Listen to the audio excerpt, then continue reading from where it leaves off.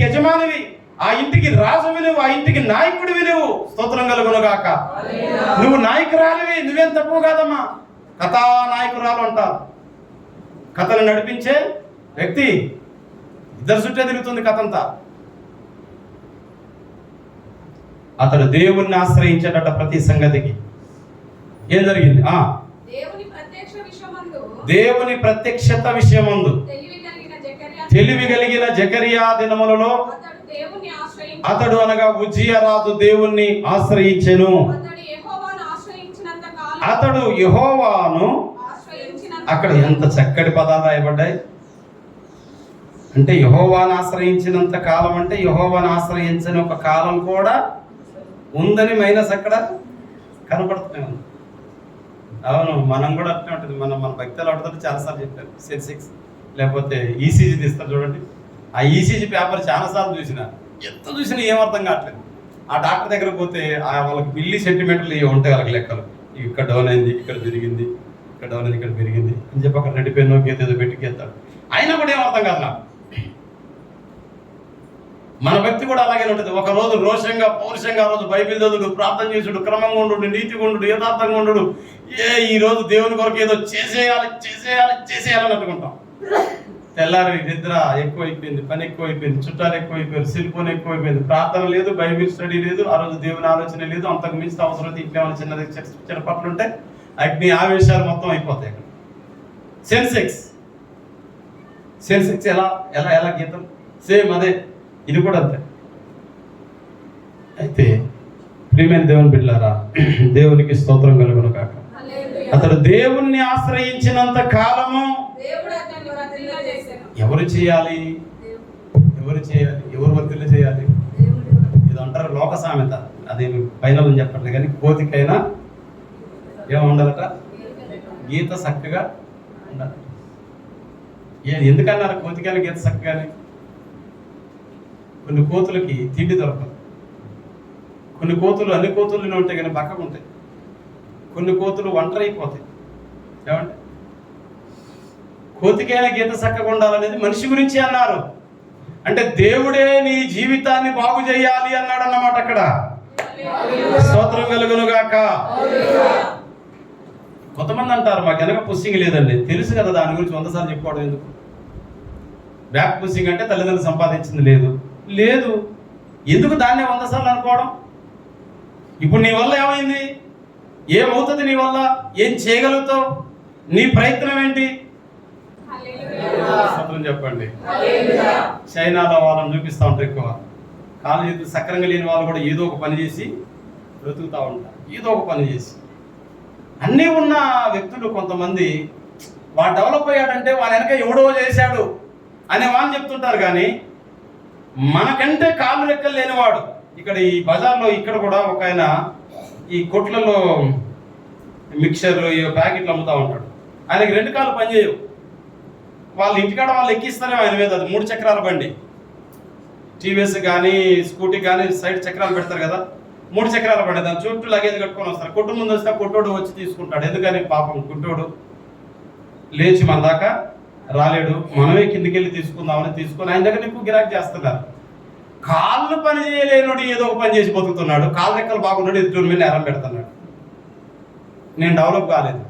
మా తల్లి నాకు డబ్బులు ఇవ్వలే, మా తల్లి నాకు భూమి ఇవ్వలే, మా తల్లి నన్ను పట్టించుకోలే, మా తల్లి నన్ను డెవలప్ చేయలే, నా తల్లి నన్ను వేరుగా చూసింది, ఎడం చేత పట్టింది, నా తమ్ముడిని కుడి చేత పట్టింది.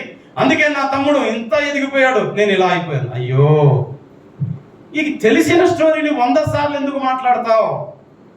నువ్వు తీసుకోవాల్సిన నిర్ణయం ఏంటో తెలుసా?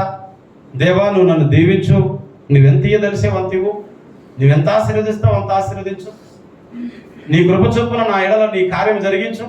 నా వంతు శక్తి వంచన లేని పని, అది ప్రాణాత్మ దేహములతో ఏకమై శక్తి వంచన లేని పని నేను చేయాలనుకుంటున్నాను. స్తోత్రం కలుగును గాక, స్తోత్రం కలుగును గాక, స్తోత్రం కలుగును గాక. నేను ఇలా బోధిస్తున్న బోధకు సరిపోయిన వ్యక్తిని కాదు. జ్ఞానయుక్తంగా, చదువు పరంగా నా వంతు అనేక ప్రయత్నాలు వాటికి నేను నేర్చుకుంటున్నాను. ఓ 10 పాస్టర్ల మీటింగ్ పెట్టాలనుకుంటున్నాను. పాస్టర్లకు బోధించడం సామాన్యం కాదు, తెలుసా మీకు? పాస్టర్లు బోధించడం సామాన్యం కాదు. ఒక ఆయన అన్నారు, నీకేంటి అంత ప్రేమ వాళ్ళ మీద, నువ్వు నాయకుడు కాదు కదా, నీ దగ్గర సేవకులు లేరు కదా, నీకెందుకు ఆ భారం? దేవుడు భారం ఇస్తున్నాడు. నాకు ఆశ ఉంది. ఎప్పుడు ఈ సమాజంలో ఒక 4 రకాల ప్రజలు ఉంటారు. సేమ్ నా మైండ్ సెట్ కలిగిన వాళ్ళు ఉంటారు, అంటే నాలాగా, నా ఆత్మీయ స్థితి. నాకంటే గొప్పవారు ఉంటారు, నాకు నేర్పేవారు. నాకంటే తక్కువ ఆత్మీయ స్థితి కలిగిన వారు ఉంటారు. నన్ను వ్యతిరేకించేవారు ఉంటారు, నన్ను పొగిడేవారు కూడా ఉంటారు. సేమ్ నీకు కూడా అంతే. నీ స్టడీ కానీ, నీ వ్యవసాయం కానీ, నీ కుటుంబం కానీ, నీకు కూడా ఈ 5-6 రకాల వ్యక్తులు ఎప్పుడు ఎదుర్కొంటారు. నువ్వు ఎవరిని పట్టించుకోకు. పట్టించుకోవాలంటే నీకంటే గొప్పని పట్టించుకో. వాళ్ళని చూసి నేర్చుకో.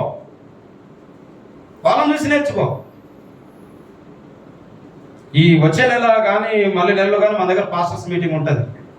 ఓపిక ఉంటే మీరు కూడా రండి.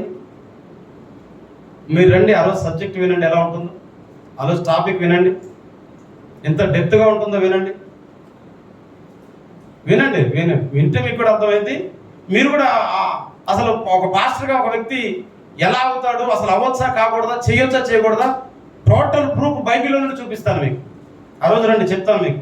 అభ్యంతరం ఏం లేదు. నాకు ఒక పూట భోజనం పెట్టారు. ఇవాళ కూడా నాకు కింటా బియ్యం వచ్చినాయి ఇక్కడికి, దేవుని పేరు మీద, దేవుని కానుకలు వచ్చింది. నేను ఒడ్లమ్మ తెలుసుకోలేదు. నేను తినాలి, నా ఇంటికి వచ్చిన తినాలి, సంఘం తినాలి. వాళ్ళు దేవునికి ఇచ్చారు. నన్ను నమ్ముకొని, వాటిని నమ్ముకొని నా జేబులో వేసుకోండి అని ఇయ్యలే. అవి ఉంచుకుంటే వాళ్ళకు కూడా ఉపయోగమే. అందుకే నేను కేజీ ఒడ్లు అమ్మట్లేదు. ఇంకెవరైనా ఒడ్లు పండించేటోళ్ళు తేకుండా ఉంటే జాగ్రత్త. దేవుని సొమ్ము మీ ఇంట్లో పురుగాట, మిమ్మల్ని తినేస్తా, జాగ్రత్త. దేవుని సొమ్ము మీ ఇంట్లో, నీ ఒంట్లో చెప్పు, అక్కడ కూడా పురుగే.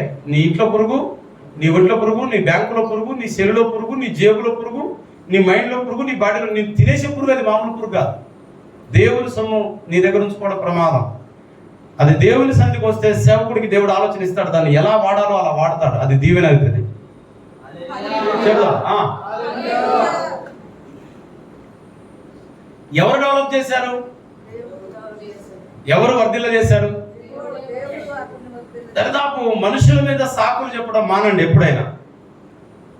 ఎందుకనంటే దేవుడు ఆశీర్వదిస్తే దాన్ని ఎవరు ఆపలేరు. దేవుడు నిన్ను దీవించదలిచాడు. ఆయన దీవించాలంటే నీకు ముందు ఈ కండిషన్లు ఉన్నాయి కదా, ఈ క్రమాలను ఉన్నాయి కదా, ఈ పద్ధతులను ఉన్నాయి కదా. మళ్ళీ ఇంకొక మాట చెప్తాను. దేవుడు వర్ధిల్ల చేశాడు అన్నప్పుడు ఎదుటి వ్యక్తిని ఎప్పుడు పోల్చుకోవద్దు. జాగ్రత్త వినండి. నన్ను జ్ఞానముత్యం లాగా చేయి ప్రభు అని వద్దు మీరు. జ్ఞానముత్యం ఒకటే దేవునికి కావాల్సింది. మీ బైబిల్లో నుంచి చూపిస్తాను. మోషే లాంటి వ్యక్తి మరొకరు ఉన్నారా బైబిల్లో? మోషే లాంటి వ్యక్తి. మోషేకు 2 భార్యలు, పిల్లలు. మోషే సముద్రం పాయలు చేశాడు. మోషే ఐగుప్తులో పెరిగాడు. మోషే అమ్రాము కుమారుడు. మోషే లాంటి వ్యక్తి మళ్ళీ ఎవరు ఉన్నారా? లేరు. దానియేలు లాంటి మళ్ళీ సింహాలలో మోసిన వాళ్ళు ఉన్నారా? ఎవరన్నా మాట్లాడండి కొద్దిగా. పేతురు లాంటి వ్యక్తి ఆ చెరసాలలో సంఖ్యలతో వేయబడి ఉంటే దేవదూతలు వచ్చి చెరసాల సంఖ్యలు వేసి ఉండగా, గోడలు సిద్ధంగా ఉండగా, అల్ల నుంచి బయటకు బ్రతికుండగానే శవాన్ని, క్షమించాలి, బ్రతికుండగానే బాడీని బయటకు తీసుకెళ్లారు మనిషిని. అలాంటి అద్భుతం మళ్ళీ జరిగింది ఎవరికైనా? హేరోదు అనేవాడు మళ్ళీ ఉన్నాడా? చెప్పండి. మరియ మార్తలు మళ్ళీ ఉన్నారా? లేరు. దేవునికి ఒక్కొక్క వ్యక్తి ఒకడే కావాలి. నీలాంటి వ్యక్తి మరొకటి కావద్దు. నువ్వు కూడా ఇంకొకరిని పోల్చుకోదు. ఎప్పుడైనా ఉజ్జయాన్ని వర్ధిల్ల చేసినంతే నన్ను చేయి ప్రభువా, ఉజ్జయాన్ని చేసినట్టే నన్ను చేయి ప్రభువా, నన్ను ఏం చేయదలిసావు అది చేయి నాయనా అని అడగండి. స్తోత్రం కలుగును గాక. నిన్ను గురించిన ప్రణాళిక వేరు, ఉజ్జయాన్ని గురించిన ప్రణాళిక వేరు. కాకపోతే అభివృద్ధి అనేది ఆయనలో ఉంటుంది, మనలో ఉంటుంది. ఎవరిలాగనో కలవర్ టెంపుల్ సతీష్ ఉన్నాడు. ఆయన ముందు, ఆయన తర్వాత ఎవరు అలాంటి వాళ్ళు ఉన్నారా? సతీష్ గారు లాంటి వాళ్ళు ఉన్నారా? ఎవరుండరు. రేవంత్ రెడ్డి ఇంకొకటి ఉంటాడా? చెప్పండి అమ్మా. ఆయన్ని పోలు ఉన్నారండి. మొన్న మేము ప్రార్థనకు వేస్తాను, పాలంచలో పెట్రోల్ కొడతాను. నేను చూడాలి, అబ్రహం చూసాడు. ఓ నిశ్వంత్ ఇక్కడ పెట్రోల్ కొడతాను అంటాడు. చూస్తే నిశ్వంత్ కాదు, కొంచెం తేడా ఉంది. కానీ అట్టున్నాడు. నిశ్వంత్ వేరు, అబ్బాయి. అలాగనే దేవుడు వర్ధిల్ల చేశాడట. నన్ను కూడా మళ్ళీ అదే సింహాసనం, నువ్వు వెనకాలానికి పోవాలి. మళ్ళీ ఆ కాలానికి పోయిన ఆయన ఏమంటాడు, నాకు ఎవడైనా ఒక్కడే కావాలి, నాకు డూప్లికేట్ కలర్ రాసుకోకూడదు, ఒరిజినలే కావాలి తప్ప నాకు డూప్లికేట్ ఉంది. నీకు నువ్వే, నిన్ను గురించి దేవుడు ఒక ప్రణాళిక కలిగి నీ ఎడల ఆయనకు ఒక చిత్తం ఉంది, నీ ఎడల ఆయనకు ఉద్దేశం ఉంది, నీ ఎడలకు ఒక ఆయన ప్రణాళిక ఉంది. ప్రభువా నన్ను ఎంత దీవించావో కలిసావో అంత దీవించు. నిన్ను ఎవరిని పోల్చుకోకు. ఫలానా వ్యక్తిలాగా దీవించని అడగకు. ఫలానా వ్యక్తిలాగా చెయ్యి. ఏమండి, ఇప్పుడు ఈ వాయిస్ని ఫ్రీక్వెన్సీ అంటారు కదా, మీకు తెలుసా? మన ఏలు ముద్ర కలవదు, మన కన్ను లోపల ఉన్న ఏమంటారు ఐరిస్ ఏదోటి అవి కలవు, మన అరికాల ముద్రలు కలవు, తెలుసా? మన డిఎన్ఏ ఇంకొకరికి కలవదు, తెలుసా? స్తోత్రం కలుగును గాక, స్తోత్రం కలుగును గాక. నిన్నుగానే చేశాడు. మహిమ కలుగును గాక, మహిమ కలుగును గాక, దేవునికి మహిమ కలుగును గాక. నేను కూడా సేవ ప్రారంభంలో పొరపాటు ఒప్పుకోవాలి. సేవ ప్రారంభంలో చాలాసార్లు నన్ను అట్లా చేయి ప్రభు, నన్ను ఇట్లా చేయి ప్రభు, నన్ను గట్ల చేయి ప్రభు అని చాలాసార్లు అంటా ఉండేది.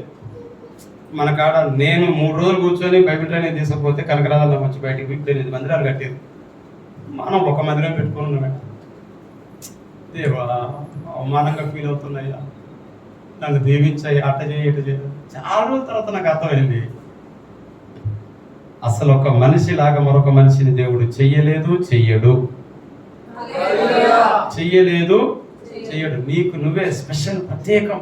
నిన్ను ప్రత్యేకంగా ఈ లోకానికి పంపాడు, నన్ను ప్రత్యేకంగా ఈ లోకానికి పంపాడు.